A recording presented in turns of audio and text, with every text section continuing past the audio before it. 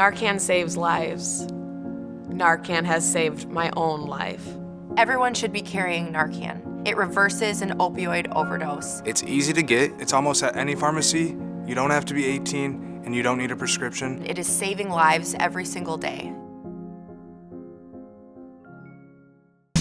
These Brundidge babies are getting into the family business. Cameron and Brandon are here with Simply Austastic Siblings, their very own podcast. Well, they'll be reviewing books and toys, movies, and much, much more. This dynamic duo, I'll tell you, they're funnier than Lucy and Ricky. Fred and Esther ain't got nothing on Cameron and Brandon. Check them out. Hi, I'm Cameron. Oh, before we start... Sorry, nothing beats a Jitsu holiday, and right now you can save £50 per person. That's £200 off for a family of 4. Okay, anyways, where's my co-star? Brennan, where are you? Brandon! Brent, get up. Hi! Okay, say your lines. Say, hi, I'm Brandon. That's Brennan. Welcome to our podcast, Simply Austastic Siblings. We have autism, which means we learn things differently. I need to lock in for this one, chat. Today is one of our more serious podcasts. We have a guest joining us, Mr. Brandon Jones. Brennan is the Minnesota Association for Children's Mental Health Executive Director. He is going to be talking to us today because where we live in Minnesota, there was a shooting at a Catholic church, and he's going to help us deal with that. Thank you for joining us today, Mr. Brandon. Thank you for having me. I appreciate being here with you all and having this conversation. Yeah. Is there anything you want to say about the shooting or any tips or anything you want to share? Sure. The shooting is a tragic incident. It's very scary for young people like yourselves, for adults, for teachers, for people who live in the state of Minnesota. We never want to see something like this happen, but it is a reality. It did happen, and unfortunately, some violence like this does happen, and it's important that adults take care of little people like yourselves, and it's important that little folks like yourselves take care of yourselves as well as best as you can.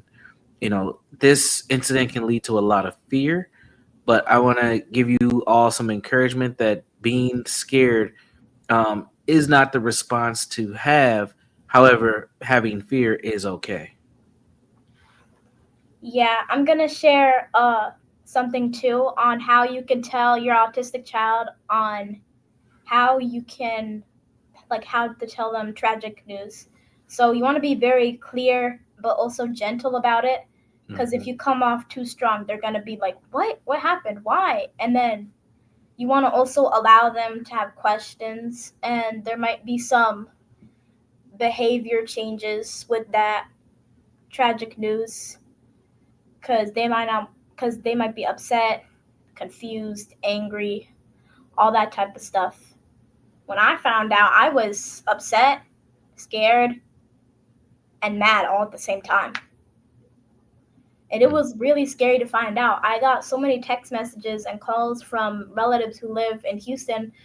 They're like, Cameron, oh my God, are you okay? Because they were all so worried because they found out that it was in Minnesota. Mm-hmm.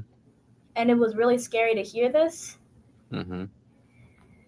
And I still can't believe that someone would do something like this. Mm-hmm. Yeah, it's very scary. And it is unbelievable. And I'm glad that you have family members who thought about you, thought about your siblings and your family to make sure you guys were okay. It is a scary thing to hear. It makes you think, is this going to happen at my school? Could this happen to me? A lot of thoughts go through young people's heads. And it's unfortunate, but it is a reality of something that has happened. And we have to do better as adults to prevent these things from happening and protect young people like yourselves. And also get mental health help for young people. A lot of these incidents that happen, a lot of the perpetrators of the violence end up having their own mental health concerns. And then you think about even after the violence happens, and the people who still have to go to that school or live in that neighborhood or seen the videos online or on the TV or heard the radio, they also have to respond to the situation and the trauma that goes on. So it is something that impacts us all. Yeah, and this is really scary too because some kids they aren't in school yet. So now they're like, "Oh shoot, what if this happens at my school? What do I Right, do?" right. Like Yeah. cuz What do you do? It's yeah, hard. It's hard to know. cuz when you hear this in like late August, early September, you think that, "Oh my god, my school's starting soon. What if this happens? What if that Yeah, happens? What yeah, if they break into the school and kill me?" yeah. It's very scary. But I want to encourage you guys to talk about those feelings you have and to ask those questions to adults at your school, adults in your life. And I hope that those folks have some answers for you all as well. Because the questions that you have are normal questions to ask. You should ask those questions. You should want to feel safe when you're at school. And the adult's job is to try to make sure that you're as safe as possible.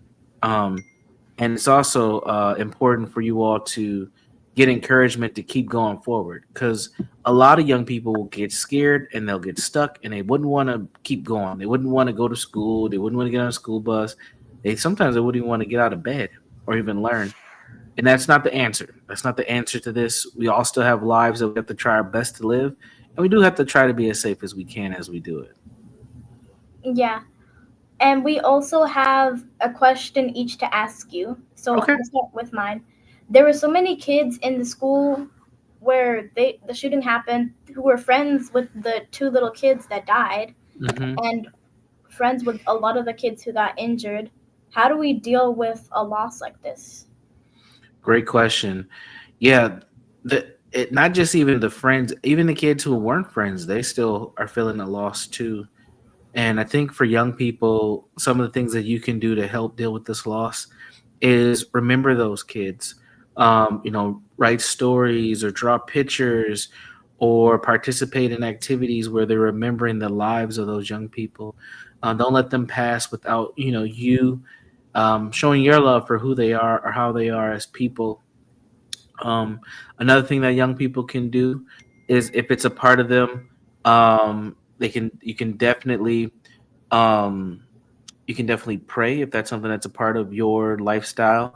If you have religion that requires prayer, those things help. Surround yourself with other friends who may be having similar feelings. Don't be by yourself. There may be moments where you want to take a break and you want to disconnect from people, but try to limit those moments. Try to have a good balance between the time you have for yourself and the time you're around other people. And then the other thing that, I'm going to sound like a broken record here, but I do think is extremely important is you have to connect with adults in your life, those people who you trust, who you care about. They're here to help you. Parents, caregivers, neighbors, teachers. Don't be afraid to say something. I think a lot of young people silence themselves. They don't share their voice and their thoughts, and this is a time to do that. Yeah. Now Brent has a question to ask you. Okay. What's up, Brandon? The shooting was really scary, and some Mhm. people might be afraid to go back to the school if their school hasn't started yet. Do you have any tips to how do I put this? Cameron, could you help me put this in a way? Yeah, like feel safer at back to school. Yeah. Yeah, I expect that a lot of schools are going to be responding to this incident as school gets ready to start here over the next few days for folks. And I think what young people can do is listen. So keep your ears open. Pay attention to what the teachers are telling you. Pay attention to what the kids are saying. Pay attention. Look around in your eyes. Know where what seems to be a safe area. Where's your classroom? Where are the exits? Where are things so that you're just aware of how the building and the space that you're in is operating. I would say another thing you can do, and this might not seem like a thing to keep you safe, but it'll make you feel comfortable, is start to develop friendships, connect with people. Try to develop who your go-to people are going to be, because when things don't feel good, those are usually the people you want to be around, especially at school, because they're going to help bring you up, give you some joy. Those are all great things to do. And then also, I would say that, again, asking questions. If you're feeling down, if you're feeling scared, tell your teacher, tell the behavioral dean, tell the tech. Say, hey, is there a social worker I can talk to? Or does our school have a therapist? Or I think that you should tell my parent that I'm not feeling comfortable at school. And those adults should be able to respond with some sort of answers for you. Yeah, and I also have one more thing.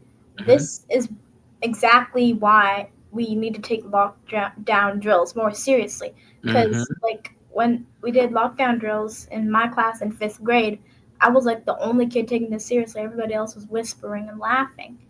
And then what if something like this actually happened? Then these kids are going to be so scared because they don't know what to do. Absolutely. All drills should be taken seriously. They're drills for a reason. They're things that are there to keep you safe.